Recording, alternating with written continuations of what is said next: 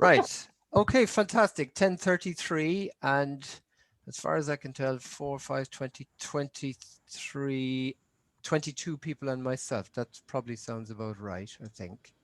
So if somebody else shows up, we'll let them in anyway. So we'll crack off to a start. Okay, well, there we Karen, go. there she is. Speak of the devil, Karen. Right. Let's just get her joined in. Great. Karen, good morning. Eating a breakfast. Okay.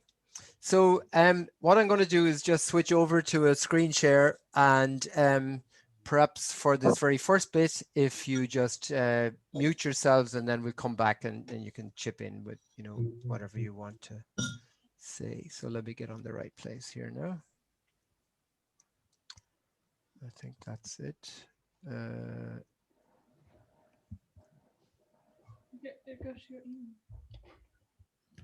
Right. So, Catherine, if there is somebody else that turns up, you'll let them in for me, right? Okay, and everyone can see the presentations screen, yeah? Okay, well done.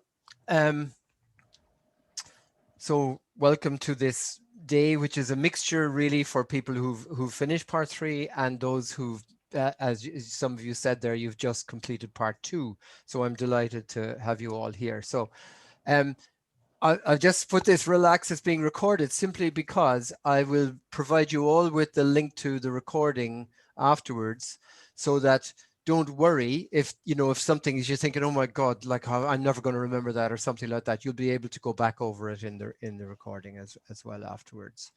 And just said mute your mics. You can use the hand raised symbol, or just wave at me when I come back. When I switch off the screen share, I'll see what you have to say, but it just cuts down on background noise. I just wanted to point out that this is not like, obviously you'll know this anyway, but it's not part at the moment, although hopefully it might become so in the future, official training in to do with human givens as such. But I have a long history of association with human givens, and as I was saying earlier, used to teach the NTU component about outcome informed practice, which sadly got lost along the way. So I'm delighted to have you all here on board for this. And I really do believe, and I think you will as well afterwards, think that it's a great way to start out in practice. I do want to point out, though, that it is continuing professional development. Now, you'll know there's an obligation on you to continue with your professional development throughout your career.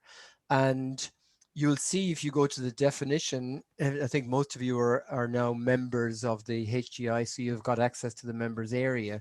And if you go to the CPD definition, you'll see that this type of activity fits in perfectly well as a continuing professional development. So be sure to log the time that you spend both in this training session and also the time you spend in educating yourself, practicing and learning about how to do things.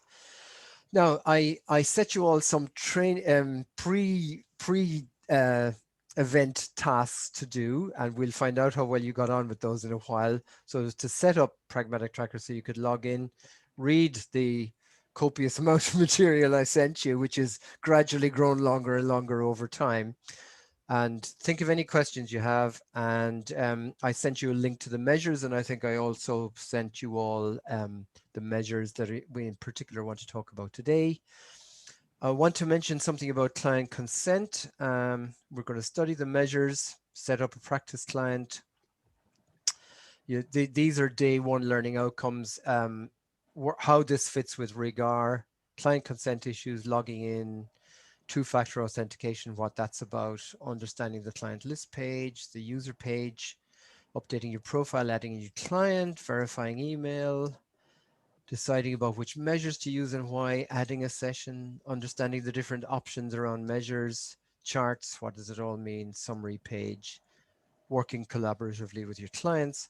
And to be honest, if we get as far as that, I'll be well pleased. I've just put down here aspirational stuff, which I'll talk about at the very end, ideas about sort of going forward with this further down the track. This will be more about feedback and supervision, and about goals and problems, going deeper into measures, disorder-specific measures, lots and lots of stuff. I'm just putting these things out there really to make you aware that there's a lot more further down the track. But today we want to sort of address getting you up and running, getting you functioning with things, So, and I want to make sure your questions are answered. So just at that very point now, I'm just going to stop the screen share for a second to see if straight away, have you all successfully managed to get in? Just give me a thumbs up if you've all managed to get into Pragmatic Tracker. Okay, right. Um, if there's anyone, Kim, do you want to shout out? Do you just oh no, that's a thumbs up. That's a thumbs up, sorry. Great. Okay, if anyone has an issue straight away that they want to bring up with me, now's your chance. Otherwise, I'm going to assume you're all able to log yourselves in. Okay. Okay, very good. That was it. Oh, say go back to my screen share over here. So pre-training tasks.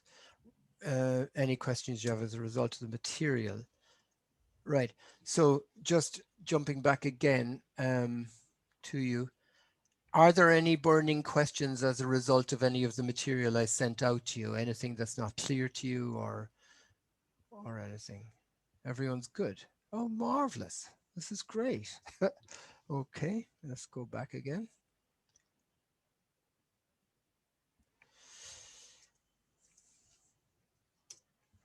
Right. Okay, so the first thing I want to talk about is client consent.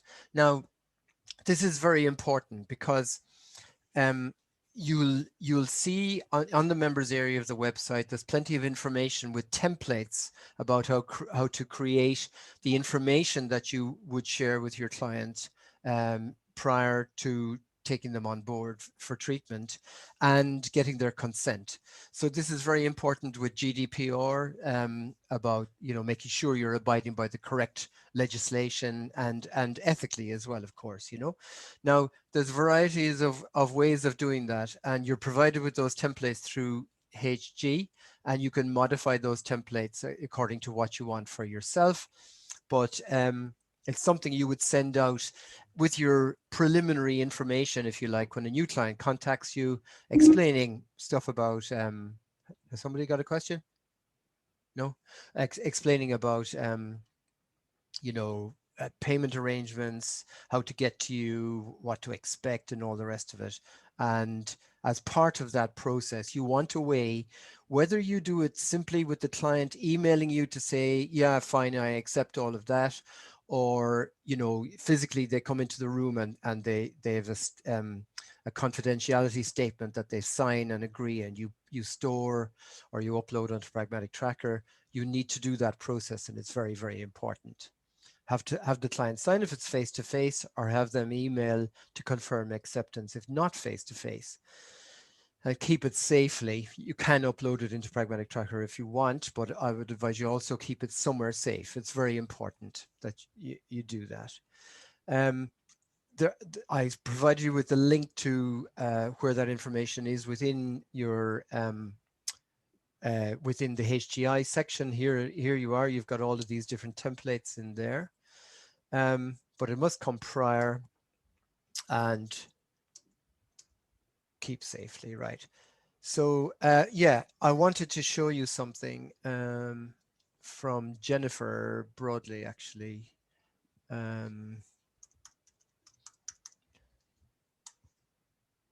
See if I can. Right. So Jennifer shared with me, and she said she was very happy for me to share this with you. What she sends out to clients to give you an idea. Though anyone who's been on our training day about private practice will probably have this sort of information anyway, but she explains, what's attached with her message. This is about the client record form information she wants to gather prior to seeing the client, confidentiality agreement, and additional information. The additional information is just explaining about why she uses measures, what the data is used for, anonymous data for research purposes, etc. And so you can see it's quite a comprehensive message that goes out to her new clients from Healthy Chat. With that piece of information. So that's just to give you an idea of a way of managing this, you know. There is one point that Jennifer and I both agree with, which is on the template documentation that's sent, that you have available to you in the HGI, that one there. Where was it? Wherever that link was that I was on about there. There's a lot of emphasis on how to make a complaint, and what I and she were both sort of acknowledging this yesterday, that what we would suggest is that you have a link to the area about complaints, available to find within your material, but that you don't shove it straight in front of somebody. I mean, it's not exactly encouraging to oneself to think about, like, the very first thing I'm doing with a client is telling them how to make a complaint about me, So it is important that people know how to get access to that information, and there's all sorts of stuff about that on the HGI website. You can simply put a link to it, but you do what is ethically your requirement, but without, literally virtually inviting it. So I just wanted to make that point. Okay. So we've done that. Yeah, and now this is the statement of understanding it was all about. So basically, you can find your way of doing that. What Jennifer does is says, you can just reply to say, yeah, I accept all. But it is very important that you do this, because clients have got to be informed properly about what you're doing with their data, etc., etc. So Could I just ask you, yes. what is the name of the, I'm sure someone will know this, of the website we go to register our GDPR data holders? ICO, What, sorry? ICO, yeah. ICO. Okay. ICO, yeah. Is it And I think www.ico or something? What does it stand for? the Information Commissioner's Office. Okay, thank you. I think you'll probably find plenty of information about that on the HGI members area as well, with links to that. Yeah, but that's also very important. Yeah. I have a quick question, Bill. Yeah, sure. Well, I am qualified, and I've been seeing a few clients, and I have informed them of how I handle their data, but I haven't asked for their written consent. So it's just pushed to them within an email. So that's a big, so I have to get their written consent then. So the thing is, you always have to ask yourself, what's the worst case scenario here? Yeah. And the worst case scenario, you hope it never happens, but God forbid that somebody makes a complaint about you or whatever, and you want to have been seen to have done the right thing right at the word get-go, So if you've got that either confirmatory in an email or in a signed document that you put away, it is, I would say, best practice to do that, definitely. It also, to be honest, is quite important, because your anonymized data that gets pooled, nobody can ever identify a therapist and the clients that they have in terms of their outcome data, but the anonymized data is used for research purposes. And it's always the case when you make an application to try to publish a paper, for example, you've got to say that the clients were informed about the purpose of, of their data. Yeah, great. Any other questions? Good. Are we happy to carry on? Yeah? Okay, great. So a big enough Y. There we go. Right. So, people would say, well, what is the point in all this carry on? And I think what's important is to establish a big enough why, because if you can establish a big enough why, you'll manage the how part. You'll think, right, this is important enough for me to do, therefore I'll figure out how to do it. So I wanted to talk a little bit about the why bit of this story. Figure out the why, and the how will naturally follow, right? So we have these various outcome measures. I've got you to look at varieties from the very brief outcome rating scale to the 34 question core OM and the 10 question core 10, etc. and then the PRN 14 with 14 items. So this is where I want you guys to do a little bit of work. Now, I have never done this before, and I'm hoping I'm not going to get into trouble here, but my plan is this, and I shared it with you, I think, yesterday, that basically I want you to get together in little groups. We'll aim for maybe 4 or 5 in a group, and let's see what happens with what happens with the leftovers. I think there's 24 people here, looks like. So oh, we could do 6 groups of 4, perhaps. That would work, wouldn't it?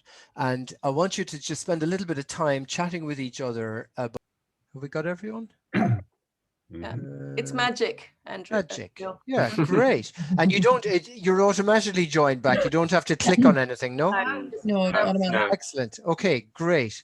So very good. So I'm very curious to know how you got on, and there were some things came up in the individual rooms that I think are well worth sharing. So who wants to crack off to begin with? Don't be shy now. Come on. I know there's plenty of questions in there. Just a general question, Bill, is All there right, any particular... you go for Tom and then Karen after you. Okay, Tom. Yeah. Yeah, sorry. Quite a few of the measures are in the last week. Yeah. And just, I mean, obviously that gives you kind of an immediate sense of where they are. Yeah. I just wondered what the rationale for just 1 week was as opposed to further back. Well, the rationale is that you have to decide, you know, when you ask somebody, you know, how have you been over the last week? I mean, even when I ask myself that question, no, it's like, oh, last week, oh, Jesus, I don't know. Wednesday was a bloody nightmare of a day. And I got all screwed up. I was working for 4 hours and got nowhere. Thursday was absolutely fine. You know, it goes like that, doesn't it? So what you're trying to get is a flavor of what's going on for the person in recent times in their life, right?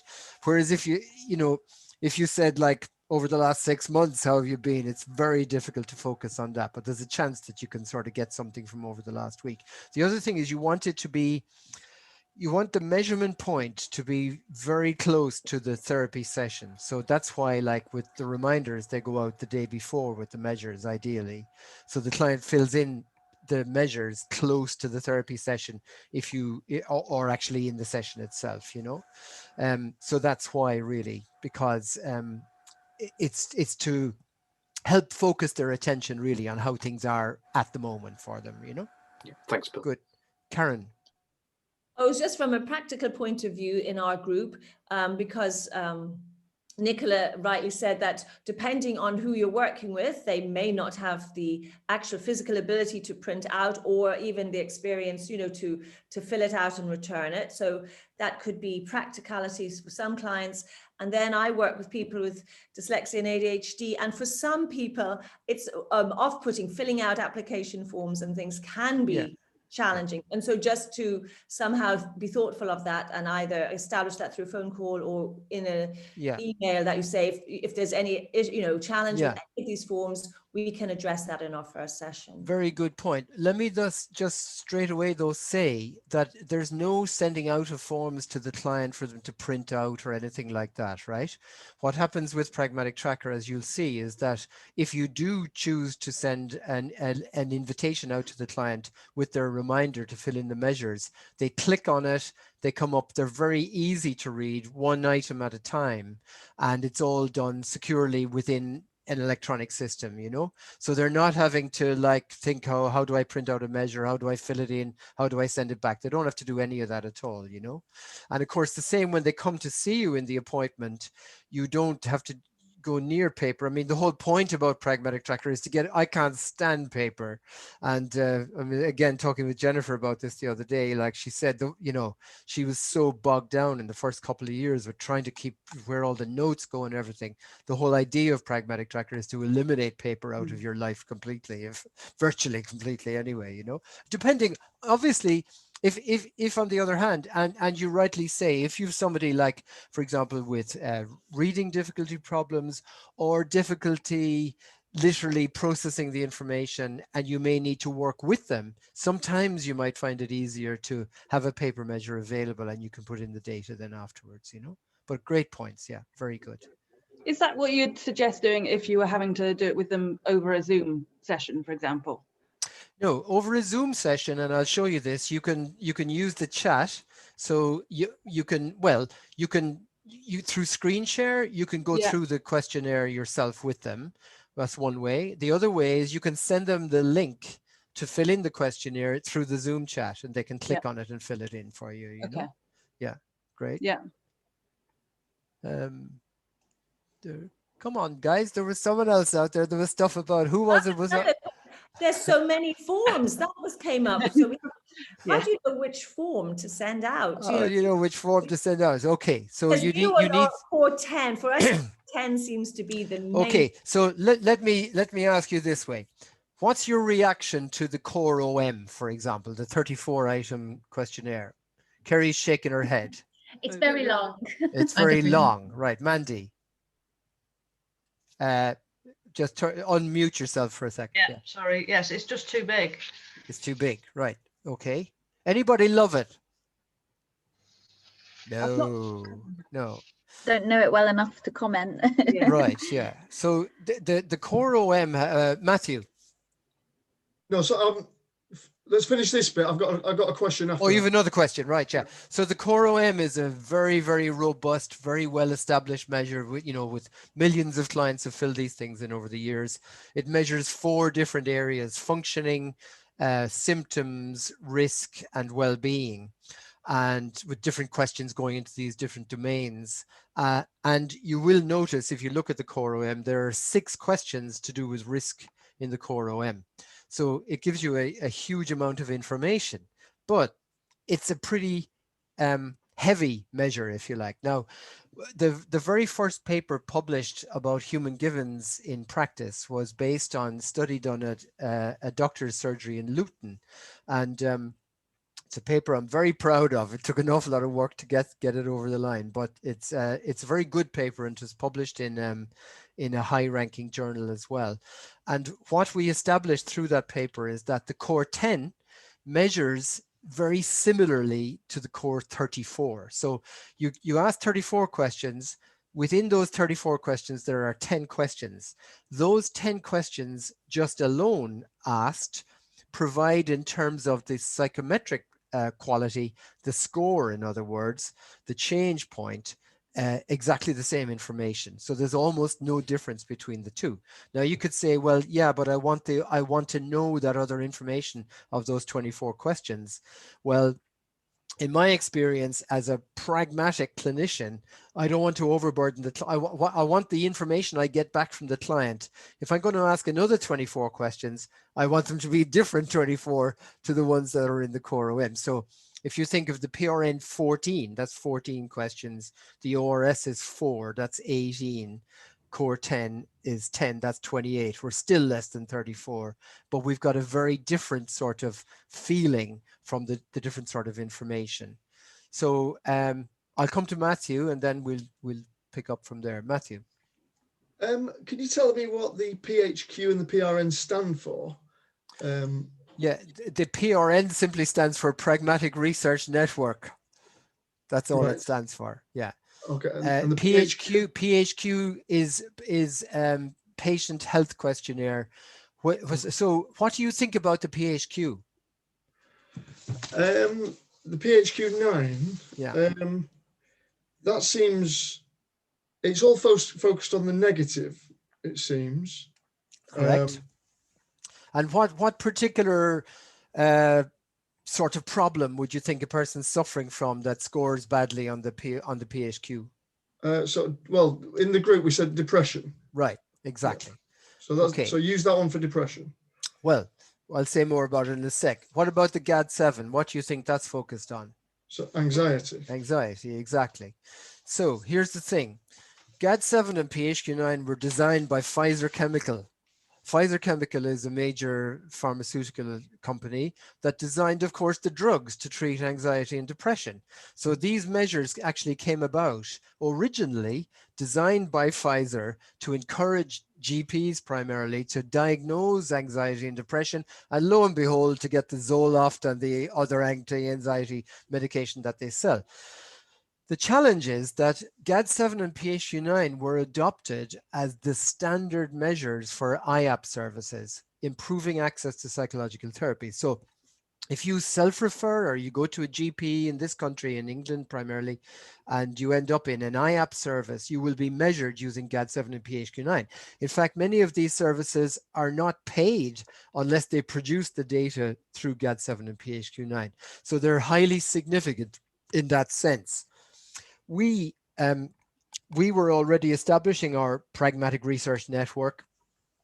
I used to originally call it the Human Givens Institute Research Network, but it's sort of widened out since then. And we were doing this before IAPT came into existence in 2006.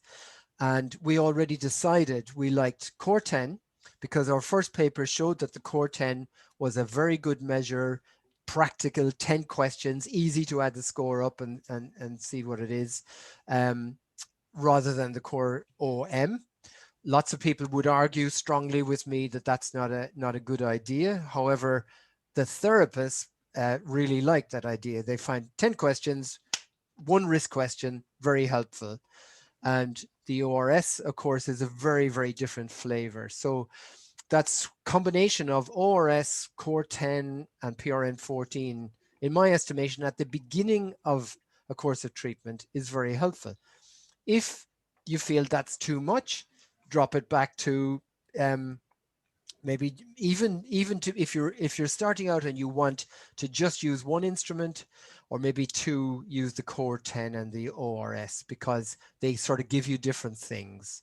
But sort of as a general guideline, in my blurb that I send out, I say a really great place to start is PRN 14, Core 10 and ORS. Use the Core 10 and ORS as you go through treatment, and then the PRN 14 again at the end. So you see the shift in those items. Now, somebody had something about the ENA versus the PRN 14. Who was that? I can't remember. Who was it? It might have been me. Oh, Catherine, it was yourself. I've yes. used the ENA this week. Yeah. Four sessions in with a client, and I don't feel it's actually appropriate. I broke from PRN 14 because I thought, oh, it's getting a bit boring asking that question over and over again. But actually now I've got my chart with one dot representing my ENO. So right. I'm not sure it's actually what I need to be doing, because we've gone through her needs and we do that every single week. But anyway. Yeah. Okay, so my position on that is that I wrote about it on if you go back to the original message you got from me, you'll find that I have a sort of a position statement about it, right? So the ENA is, in my estimation, is a very useful way of assessing unmet need at the beginning of a course of treatment. But what the ENA is, and we have the data to show this, is not very good at doing, is measuring change over time in treatment. Core 10 is very good at assessing a level of distress at the beginning of treatment. It's also very good at monitoring change in treatment over time. So you start off with a high score in Core 10, and hopefully through treatment you end up coming down and you end up with a lower score. The ENA is simply not sensitive enough to change over the span of time of a typical course of treatment, 1 or 2 months. If you had a much longer time, you'd probably see greater changes on the ENA over time, all right. So in terms of, by all means, if you like the ENA, please, I'm not saying a word against it, by all means use it for assessing unmet need, but you'll find that the PRN 14 will do that for you and also be sensitive to change, because there's lots of items in there that are related to, as stress levels come down, as distress reduces, those items will improve as time goes on, Jenna. Mandy said something interesting in our group about the ORS and how it's scored, because obviously it looks like you go up and down the scale, but there's no numbers. But there's no. That's right. So it's called a visual analog scale, and the whole point about it is that there's no line, there's no numbers on it or anything like that, right? So Mm-hmm. the idea here is it's to stop the person going into, am I a 4 or a 6 or a 7 or whatever. It's like a sort of very intuitive gut feel as to how I'm doing at a particular point in time. And so they simply make a mark on the line if it was on paper, but online you do it by, you know, putting a dot on and then the score is calculated in the background. But that's Yeah, the I was whole going to say, because design of it the says measure. score at the bottom of the form. And we Yes, was but the just wondering client if a doesn't client see was to that. see that. No, Oh, the they don't client see doesn't that. see that. No, Okay. no, that's right. Yeah. The score appears on the left side in Pragmatic Tracker when you use it, but not to the client. They mark it and they go on to the next item, you know. What do you think about the ORS? I mean, I think it's quite good. I think it's you know, it's not loaded with lots of information for the client, and it's quite simple for them to do. Yeah, and if you imagine an ORS, right, where you get the ORS score, you know, the client marks, let's say, for example, 5 out of 10, halfway along that first line. And the second line, it's like close friends and family, and they mark that 8.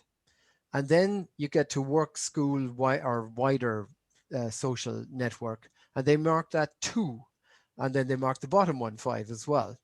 When you look at that, straight away, you can get a sense of, okay, needs and resources. The resources are probably a strong family connections and all the rest of it. The problem area is probably to do with work and something going on at work.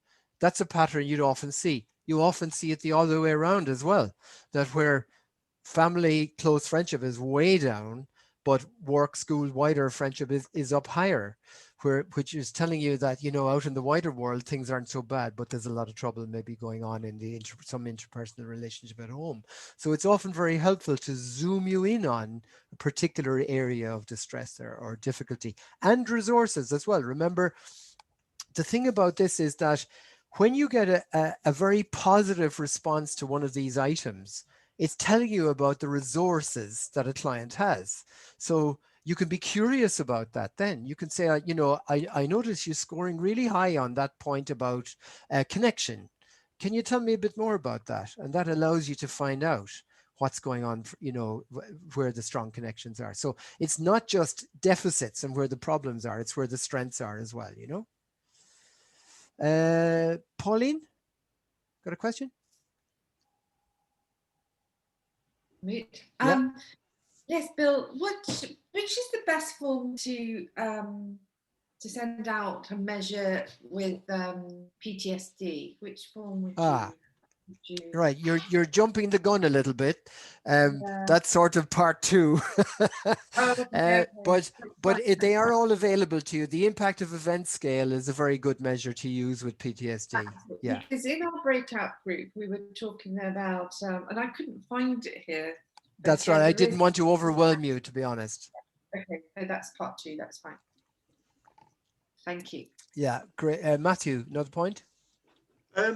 With the ORS, would that be useful with sort of teenagers or younger people? Oh yes, indeed. And in fact, you'll have available to you within Pragmatic Tracker the child's version of the ORS. So there's for younger children, you know. And with all of these measures that are available to you in Pragmatic Tracker, always test them out by making yourself a client and send them to yourself, so you see what it's like to receive them as a client, you know, and you'll see what the difference is. Yeah. And also, is it better to, with each client, to pick one and stick with it, so that it measures progress better than jumping around with different? Oh yeah, absolutely. So you'll see with Pragmatic Tracker, you're forced to choose a primary measure anyway, right? So the concept of the primary measure is the measure you want to be checked. It's like the thermometer, the one you want to be using session by session by session to monitor change over time, right? So a measure like the PRN-14 That's 14 items. You won't necessarily want to ask that client every single time to fill in the PRN 14, but it's very, very helpful at the beginning of treatment because, or even before you've seen the client at all, because again, just like I was identifying with the ORS, telling you about where the strengths are and where the difficulties are, the answers to the responses of the items on the PRN 14 will give you a lot of information about what's going on for that particular client, you know, which is very useful in terms of assessment, if you like, but and very desirable to get obviously at the end of treatment, because you want to see the change that's taken place. That's the whole value of that in terms of research is to be able to talk about the impact of treatment. So it's very desirable to have it at the end, but choose one or two that you want as your primary ones for going forward. Core 10 on its own is great. Core 10 in combination with ORS is great. Choose whichever one you like as your primary measure to be the one that reports on the front list, the client list that builds up in Pragmatic Tracker. Okay. Great. Anything we've missed, or anything, anyone got anything burning? Toby? Yeah, I just have a question about the tool itself. Is it too early to ask that? Shall I hold on? No, please. Now's the time. On the measures tab, it asks you to click the systems tab or the systems item on the menu, which I don't see anywhere. And I don't know if it's just me or. Sorry, where are we now? In Pragmatic Tracker, you mean? Yeah. And about how to, what's the question? Well, if you click on the measures area, and it gives you a list of measures, and it says the measures list is accessed by clicking on system on the top menu. And I don't see that anywhere. So I'm just a bit confused about Can you share your screen with me? I'm not sure what you're looking at the moment. Oh, I don't know how I can do that. How do I do? Oh yeah, yeah, I can do that. I'm not sure if it's out of context of where we're talking about now, but if you say I'm not sure it is, so just show me where you're looking, because I don't know what you're on about at the moment. Sorry, okay. Can you see how to share the screen? Yeah, I got it, yeah. Yeah. You're in the oh no. You're in the help pages to do with writing of measures. Just forget about all of that. Forget about it. So how do I get to the actual measures in the tool? That's what I was trying to get. Yeah, we're going to come to that now. All right. Okay, that's why I was saying it might be out of time. All right, thanks. Right, so just unshare yourself there. I'll do that. No, do you know how to do that? Stop share. There we go. Yeah, good man. Okay. All right. Any other burning questions before we move on? My God, look at the time. It's very important though, understanding the why. Andrea? Not a particularly burning question, but we noticed in our group that at the top of the forms, it's probably invisible to the client actually now with what you've said, but it says site ID service provider. Oh no, this is only because this is all long before Pragmatic Tracker. I had paper versions of all of this. That's all that is. It's simply because I wanted you to have PDFs to know what they look like, you know, on paper. It's just easier to picture it all. Yeah, that's fine. Yeah. Okay, so we'll get our skates on here a bit. Oh, what's that one about? Right. Let me get to the right place. Am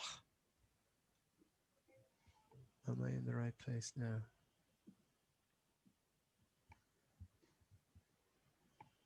Right. No, hang on a second.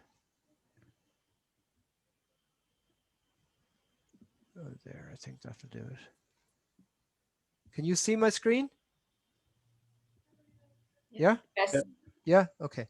Let's get back to the presentation. Right, so we've looked at all of these. Okay, so we're going to move on now. We're going to use the rest of the time now to actually look at this process in Pragmatic Tracker, okay? So here we go.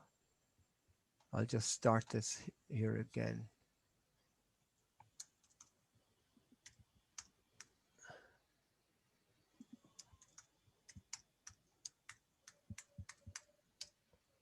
Right, so I'm logging in as a practitioner, same as you guys. And the very first thing you'll see is I get a validation code. Hopefully you've figured all of this out. And this is what's called two-factor authentication, the same as you have with banks. 550358 550358. Okay, so this is what you will all have seen. You log into Pragmatic Tracker, you get a welcome message. When you read your message, and you know that just explains about various things to do, etc., etc. And when you've read it, you can delete it. Now, very first thing I want to do is just explain to you. You can all see this, okay? Yeah. Yeah, right, is explain to you about updating your user profile. Now, I've actually noticed with some of you, when you've put in your phone number, you've put in like 07980. We use a system called Twilio, which is international. So you need phone numbers put in the international format. So that's +44 and drop off the 0. The same thing applies with your clients. When you're adding client information, you've got to do exactly the same thing. If you want to change your password, it's hidden from view, but you can overwrite here. You can make a new password for yourself. You can generate a complex password, whatever you want. And, you know, you update your profile in here, and you can view terms and consent that you agreed to when you signed up. So that's user profile. So now we'll go to clients, add new client. Now, you've got two-factor authentication in here. If our position on this now is if you're going to write in a client's phone number and email address and they're visible to you anyway, you can write the name in as well. You've got two-factor authentication for security. But if you want, sometimes people prefer to use some sort of coding system. The way I used to always do this before was with a client, I'd put in the client first name, last name, initials, and the date and time of the first appointment to make that their client ID. But it's fine. You can put in what you want. Clinical consent is oh, there's a client called Bill Andrews already. Sorry, Bill Peters. Clinical consent is mandatory, and that is going back to that point I was making earlier on about getting your client consent. Now, obviously, you know, if you're going to invite the client to fill in questionnaires before they come to see you that first time, you will need to have informed them in your introductory email, like I showed you earlier on, so that they're able to approve that process of actually putting them into Pragmatic Tracker. You can always click the research button. That's for different organizations where they want to split out clients that don't want their anonymized data to go forward for research purposes. But by nature of your invitation, their data is going through for anonymous research purposes. So again, here you've got to have. Sorry, Bill. Yeah. Can I ask a question? When we were updating our details at the bottom, it asks us to do about our emails and what's going to be on our email. Is that the same as the one? Is there a template for that? Where are you talking about? When we update our data. Yeah, in the user profile. The user profile at the bottom, it asks you to do an email that will be seen by the client when you send to them. Yeah, my point about this is that we had a lot of trouble with, even though the system messages that got sent out from Pragmatic Tracker had always do not reply to this message. Clients don't do that because the way email systems work now, even when the message comes out from a do not reply address, it captures your public name and attaches that. So the clients just notice the name and they don't realize it's a do not reply email. So what we've now done is changed it so that when a client replies to any do not reply email, it goes to the therapist who they're under the care with. So you don't miss any messages. So my point about that is that if you want to separate out your work emails from your other emails, personal emails, etc., just get a different email address and use, you know, you can easily sign up for a Gmail email or Outlook or whatever like that, whatever you want, Hotmail, any of these. Gmail, I think, is good. It's very reliable. And keep an address that's just your work address if you want to do that, so that you're not mixing up client material into. Yeah, I think my question was, I thought it was a template of you had to write in. It's back there. Let me just populate this one first and I'll go back to it. Otherwise this won't get saved, right? So we're just doing the client profile now. Make sure it's in that form there. And then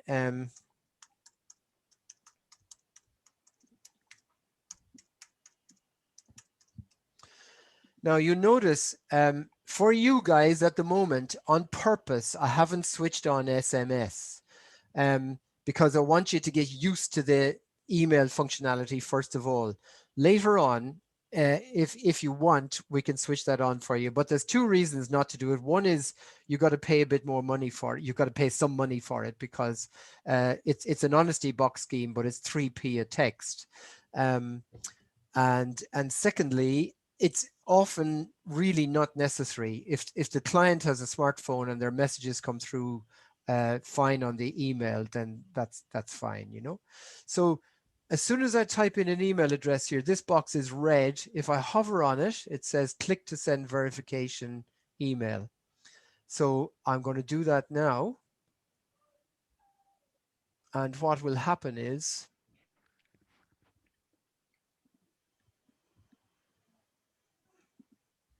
verification message comes through. So this is what your client receives, right? This is to confirm I've captured your email address properly. If not, blah, blah, blah. Now, the point about this is this. The best time to do the verification of the email with the client is when you're actually on the phone with them or in direct communication with them, because then you're not waiting for them to do anything. You're just saying, I'm just going to send you a verification message now. Just let me know if it's popped in on your phone, and they say, yes, it has. Then the process is over and done with. The point about this is you have to make sure that you've captured the correct address or the phone number. If you're you have to verify phone number as well. And the best way to do that is to send them a message while you're in communication with them. And once they're verified, then you know you're communicating with. That is the best way to do it. Otherwise, you're sort of waiting for them to get back to you. And of course, they forget and all the rest of it, you know. And then I'm going to show you the auto function now. So your default here would be if you want to use auto. So what auto means is that Pragmatic Tracker will send the invitation, first of all, the reminders about appointments. Secondly, the invitation to the questionnaires out in advance of the session. And you would want the link to the measures to be with the second reminder. The first reminder comes 3 days before. You can overwrite this, as you'll see in a second. And the second reminder comes 1 day before. So I remember I said a while ago, you want the measures filling in very close to the session. So the 1 day before is the time to do that. Now, this is very obvious. I'm not going to waste time doing this, but you know, if you choose a drug, antidepressant, you get a drop down. You can write the name in of the medication if you know it. You may not have all this information available to you before you've seen the client, but you can return and populate it with this later on. But it is very important to do this because when you're profiling clients later on with research purposes, you want to know what sort of clients you're seeing, mostly men, mostly women, what age group, etc., etc. How many were on medication, how many had dependent children, and all of that. So capturing the client profile is very, very important. So if you know, make sure you return to do that. The risk, this is if you've identified that the client is at risk for whatever reason, it's a way of bringing, it's literally to bring your own attention to it. So you're able to say, you know, whatever it might be, and it changes the color, and that color shows on the client list page as well. So it just brings your attention to it. Referral notes, if you know, referred by a friend or whatever it might be. Client documents, if the client does bring in a signed copy and you want to attach it so you know it's safe in place, you can upload it there once you've saved this client record to begin with. And then you come down here. Now, bearing in mind what we were talking about, I'm going to show you the idea of PRN 14. We're going to use the core 10 as the primary measure, and the ORS and the PRN 14. And I'll click this, but we're not going to get to talk about feedback today. We're just going to run out of time. So basically, you have to choose a primary measure. Your primary measure is likely to be the measure, brief measure you're going to use session by session by session with the client. If any of you guys want to start out just saying, you know what, I'm just going to start out, I'm just going to do this with one measure, that's absolutely fine. You can find your way into this gradually. And it's just a matter of realizing the sort of information you get from the measures. Right, so that's the client created. Now, coming back to, was it Julie? Was it Julie you were asking me about? Yeah, right. So it's here. Your user profile, this is you, the therapist. Your profile is up here in hello, it'll be hello, Julie, or whatever, or hello, 111, whatever Yeah, it's that bit very right at the bottom of that screen. It says personalize your email messages. That's what right. I'm talking about. Is there okay, a very for good. that or a guideline for that? Right, very good. Right. So sorry, I was completely confusing myself. So this email address here is the email address that the clients will be replying to. So that's the work email address you want in there, right? You have to have your email address in here. Down here, this is if you want to alter the wording of what goes out in all of the messages that go out to your clients about filling in the measures, right? But we have had them like this for years, and they're completely fine as they are. You don't have to do anything with them. It's only if you chose to want to say something different, right? That's all. Got it? Very good. Right. Come on. Right. So here's our Bill Peters client. Now, the client is now created in the database. So we're ready to send out that first appointment, right? So clients communicated with me, I'm booking an appointment with them. If possible, do the verification there and then on the phone with them and book an appointment, right?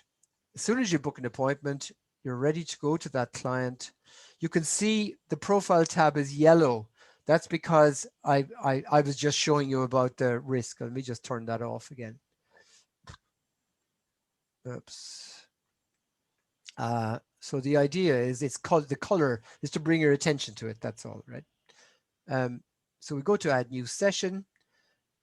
Let's say I was making the appointment today for the 24th at 11 o'clock. Now, watch what happens these dates here. At the moment, they're saying the 12th, the 10th, and the 12th of February. Now, we're making the appointment the 24th of Feb. Now you can see the first reminder by default is changing to the 21st of Feb, 3 days before the appointment. The second reminder, which will include the measures link to whichever questionnaires you've chosen to use, will go out the day before the appointment, right? And you have to select what's this. Well, if it's the first appointment, an assessment, you would call your first appointment typically an assessment. Screening is a bit different. PTSD resolution, screen the clients before they're sent to the therapist. The therapist's first appointment is the assessment appointment. And do I want to use all of these measures? Now, you're not committed to using all of these measures. They are pre-selected because you chose them in profile, but you can deselect them at this point. Say, actually, I'm just going to do that one or whatever you want. I'm just going to leave those on. Now for expediency here, I'm actually going to switch off on purpose, but my new client, this is what I typically do personally, right?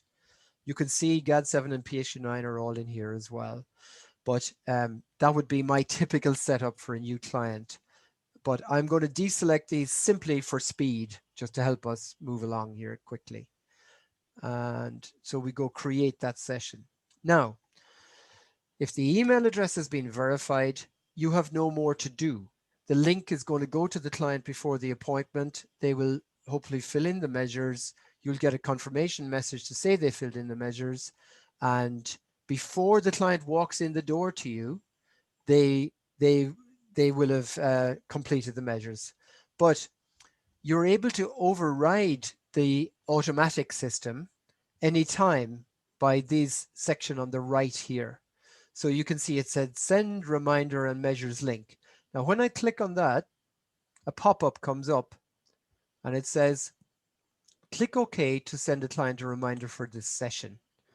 So that is, if I want the reminder to include the link, I will choose that. And that's the link there that will be included. Again, I recommend you to practice this, making yourself a client of yourself. Or after this, because it's very obvious to me already, there's no way in hell we're going to get through even what I had on the agenda for I'm always completely unrealistic about what can be achieved. What you can do in your own peer groups, in your little groups that I know you've got WhatsApp groups, you could split yourselves up into pairs and make yourself a client of each other. So you practice this process going backwards and forwards, right? To get really familiar with it and get it grounded in like that. So that's how you can overwrite it, right? And I'm going to do this now because I want to show you what happens, right? So that said, last sent at 11:49.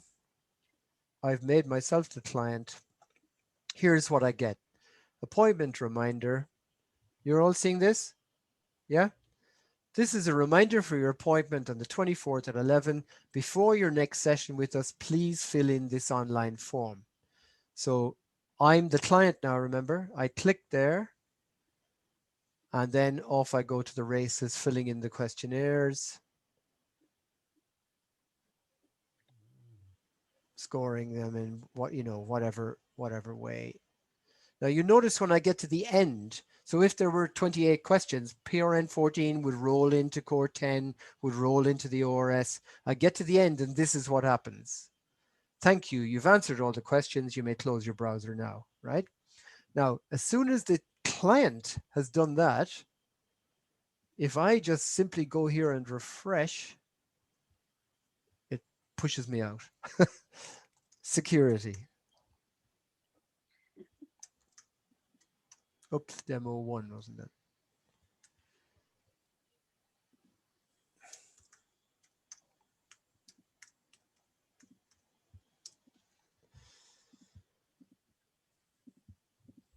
There's my client. And the score is there. I use the ORS. Now, the reason it's not showing up here, if I go and make the ORS the primary measure there like that and save that. So the primary measure is the one that shows up on this client list page, right? So that would be the one let's say if you decided core 10 is it, that's the one you'd have showing up there, right? So I can see that. I can see if I want to go back in and look at how did the client score there, I can see, oh, right there. But a really neat way of doing that is to go to the chart. On the chart, I've got my scoring point. If I click on the scoring point, I see my client's responses down here underneath in the table. If I want to have this chart represented correctly for just the ORS, I just select ORS on its own, and the y-axis will change to 0 to 40, right? And then I can see where the client is. Okay, they're just below this cutoff line. And hopefully, we want to be moving away from the red up to the green. And hopefully that's the direction of travel we will see. You'll only get a feel for this when you add more sessions for the same client and you start, making out as though they're improving, and you'll notice it changing then over time in treatment, So there, what I'm going to do is just stop sharing for a minute and see how we're doing. See if I kept you with me, or have you got lost, or what's happening. Right. Any questions? Have you got an example of a chart that's been filled in several times so we can see what happens Absolutely. to those? Great question, and I'll just go straight to it. Let me go back. In fact, it's a very nice way of answering that.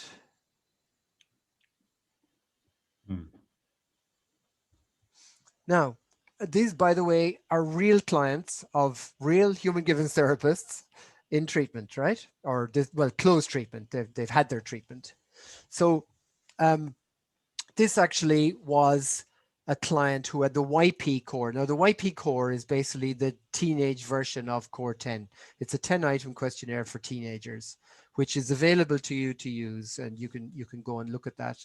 If you're working with teenagers, it's very good. And you can see in this case, the PRN 14 was also used, actually at every session, as it turns out. And what's beautiful about this is the way the two instruments swim along together. So this is called correlation. This is where basically when you get a change on the one, you get a change on the other, right? So you've got two very different instruments. One, the YP core is pretty much focused on distress. There's only two sort of positively orientated items there. You won't have them in your bundle, Catherine, because I didn't think I brought attention to, because it's just too much. And the PRN 14 is very different, but again, it just shows you how these swim along very nice together. And here's another one. This is looking actually at Core 10, ORS, and PRN 14. Now, once again, you can see how these come along together. They're correlated very closely with each other. So you have a 14-item measure asking very specific things with the PRN 14, but is positively orientated, goes up with improvement. You've got Core 10, where 8 of the items are sort of more distress orientated items, like I felt tense, anxious, and nervous, etc., etc. And yet the ORS is 4 items with no marks or anything like that at all. And yet you can see the responses to these very similarly create the same type of scoring, the same magnitude of change over time. So I hope that answers that question. And you only get the feeling of this with experience. Now, here's the thing. Sometimes you might get a Core 10 that's scoring high. In other words, bad. The client is very distressed. And yet, on the ORS, it might be scoring reasonably well. So what is quite interesting about this is that sometimes people live with an enormous level of distress, but actually function quite well in life. They still manage to maintain good relationships with people. They still manage to participate in the outside world very well and successfully. So sometimes the lack of congruence between the measures, the answers, gives you very valuable information as well. At the outset of your care, So I'll just stop the screen share and come back to you guys in a second. I just want to turn my heat down now. I'm getting a bit too hot here. 1 sec.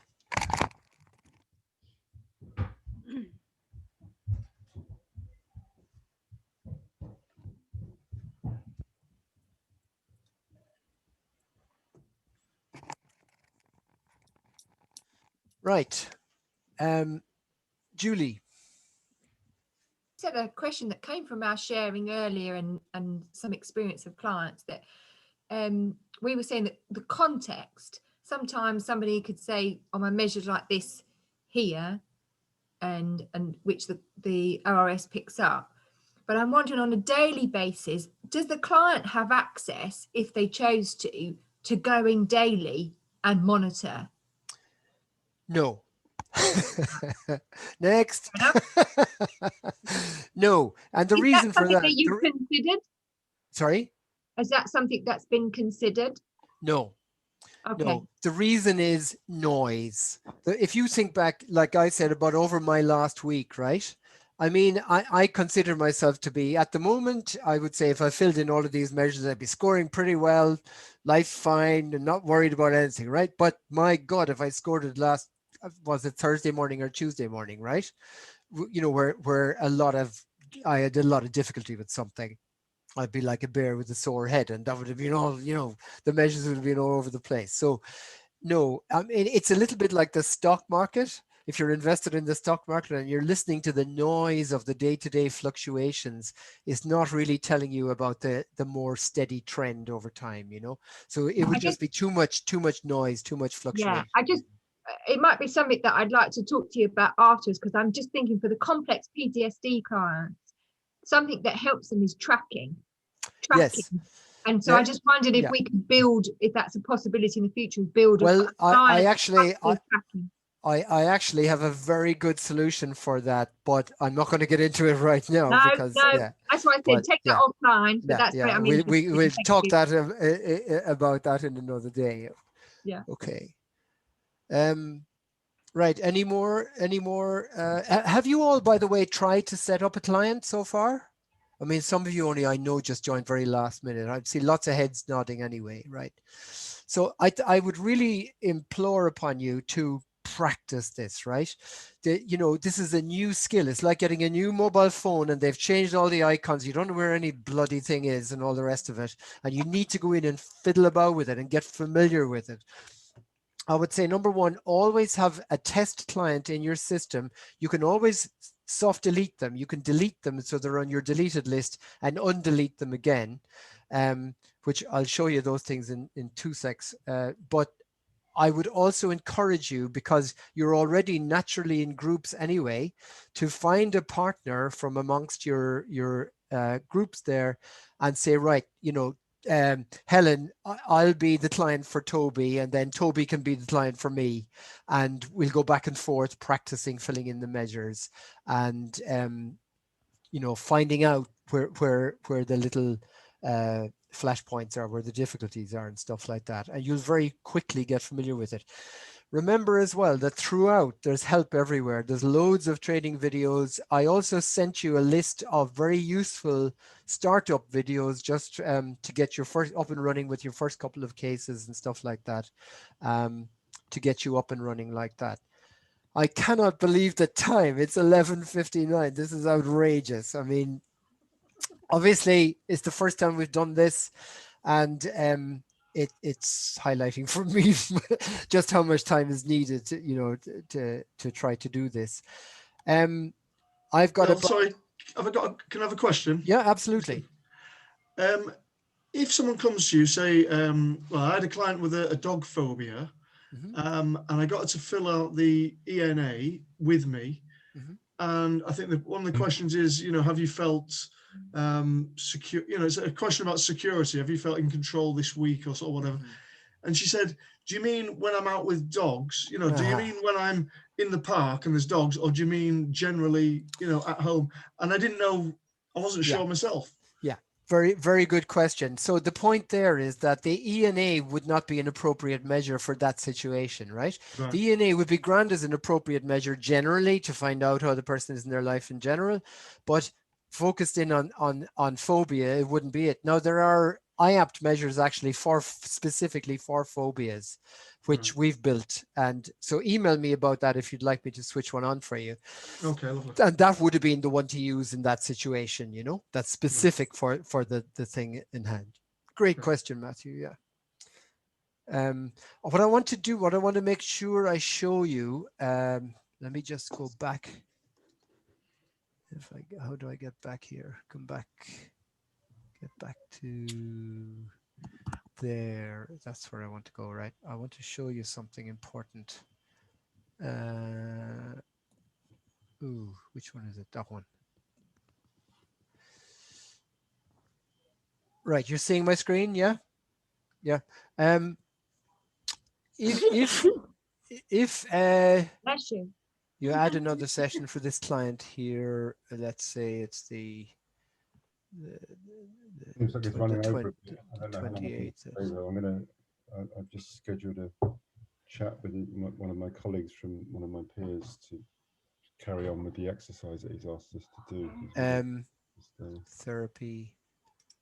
I'm just going to turn those off and go create. Now, supposing you'd sent out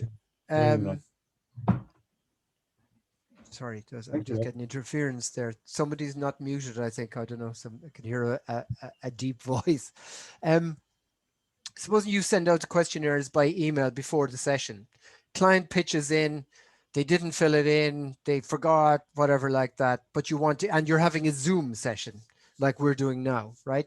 So you want the client to fill in the questionnaire, right? Because you want to know what their responses are. So you say, look, I'm just going to send you a link now to fill in the questionnaire, right?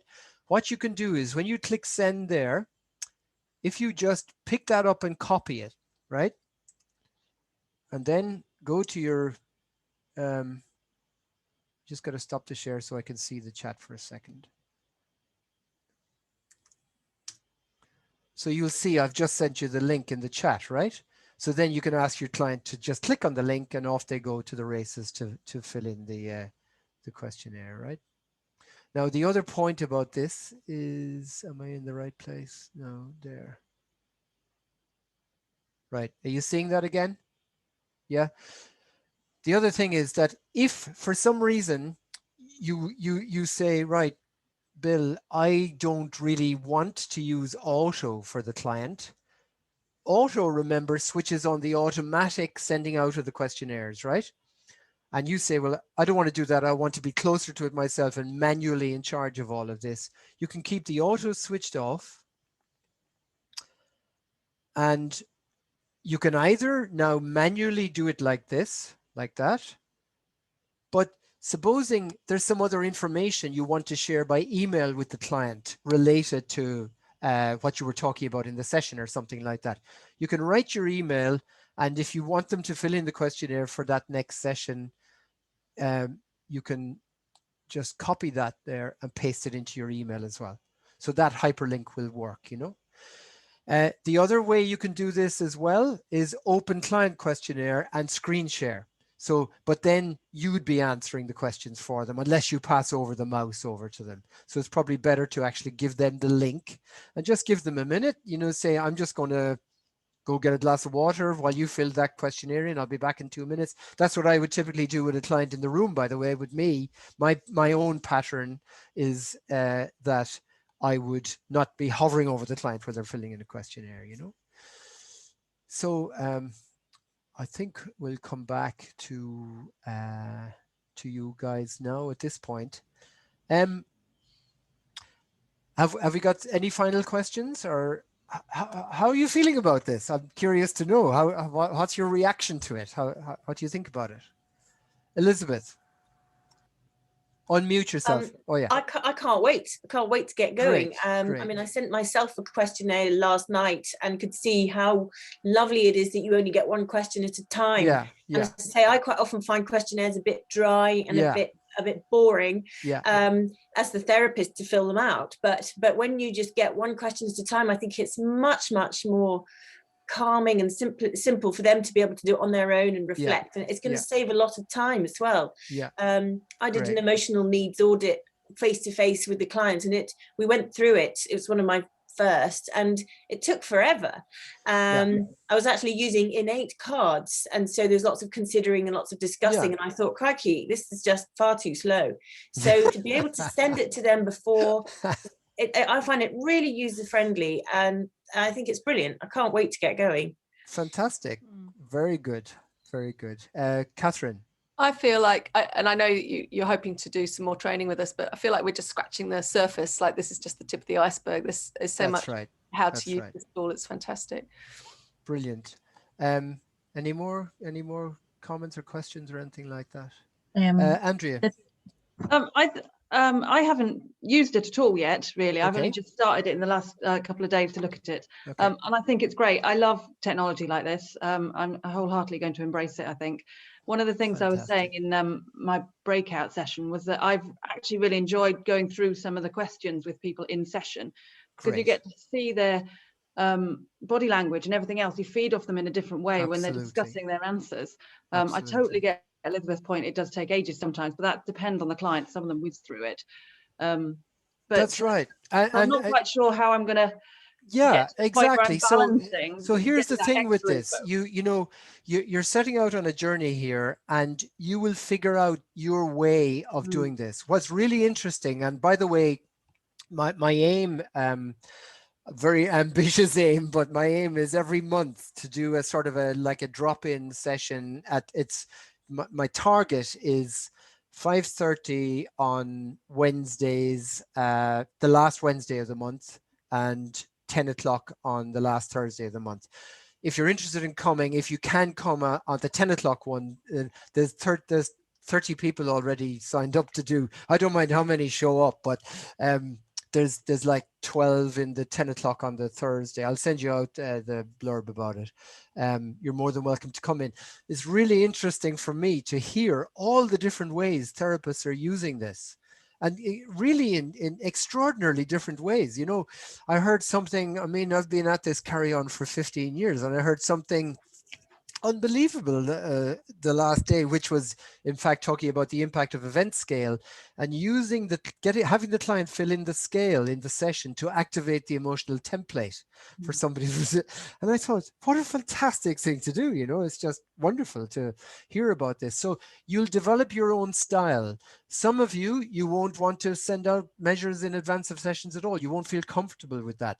Some of you might be comfortable sending them out not at the very first appointment, but at subsequent appointments, once you've met the client and built some rapport with the client. Others of you will always want to do them in session. Some of you will say, well, for me, I just want to use one measure, core 10, nothing else, that's it. But I'll think about the items on the PRN 14 or whatever like that, you know. So you develop your own style and way of doing it. And you'll hear, if you come along to those meetings, you'll hear about all sorts of stuff. But, you know, you're training to run a marathon. Let's get you walking a half a mile, first of all. So take it steady, you know. Look, it's 9 minutes past midday. I'm delighted with how this has gone. I think the breakout rooms work really, really well. Of course, I was very ambitious for what could be achieved, but if we've got you to the starting line and you know how to get going, that's the starting point. If you feedback to me that you're interested in carrying this on so that I take you further along on that journey, my recommendation there was we give you a couple of months to get bedded in with this stuff and get used to it and all the rest of it, and then I'd be very happy to do part 2. And I mean, in what I set out, I thought this is definitely going to take 3 sessions. I'm now thinking it's probably going to take 4 sessions to really sort of, but that would be maybe over a 12-month period of time or something like that, you know. So if you're interested in doing that, I'll be very happy to go on the journey with you on a similar basis to this, you know. But are there any final comments or questions or anything like that, or you're all okay? Well, it just leaves it for me to say, sorry, Lorraine. Yeah. I'm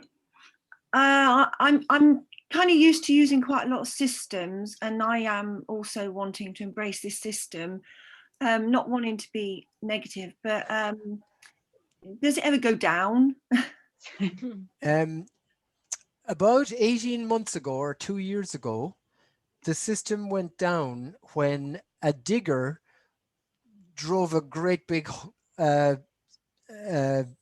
digger through a massive cable that took out all of the internet in the whole of Manchester for about 20 minutes. And we were offline for about 20 minutes. But hands on heart, I mean, we've had this system live for 10 years and we've had almost no problems whatsoever, you know. We go to a great lengths to take care of this. We're with a industry standard in Manchester, actually, UK Fast in Manchester, ISO 27K approved company, and we do everything humanly possible to make sure the system, I mean, we've got 25 systems all over the world, from New Zealand to the west coast of America. So if we go down, we're in big trouble. No, it's very, very reliable. I mean, now that's not to say the internet is always reliable, of course.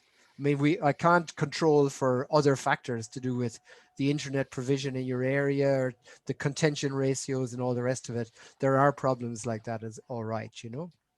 But in terms of the program itself, it's fine. Yeah. Matthew. Sorry, final thing. So is it right then that all the data that gets submitted is then collated into one sort of macro yeah. data set? Basically, I'm the guy because I started all this up, right? So the data is all accumulated, and if we, I mean, I'm in the middle of trying to write a paper about the PRN14, which I'm very excited about, but also very overpowered by as well. It's such a task, but there where we use extracted data, both from HCI and from PTSD resolution. And we'll talk much more about that. That would be either day 3 or day 4 of this sort of training, you know.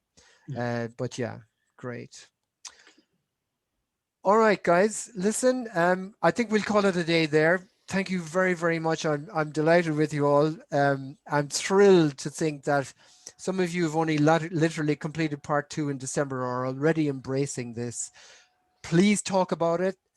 Get other people engaged. We want to get this sort of cemented into the process, really, because I think you will find genuinely it helps you as you go out into your career as therapists and help you on your journey along the way. So nothing to do now except say goodbye to you all and enjoy the rest of your Saturday. So thank you very, very much. And by all means, feedback to me anything about this. And not particularly let me know if you'd like interested in sort of carrying on, you know, further down the track. And I will send you invites to the sessions the week after next, I think they are. Yeah. Okay. All the best. Thank you. Bye-bye. Bye. Bye.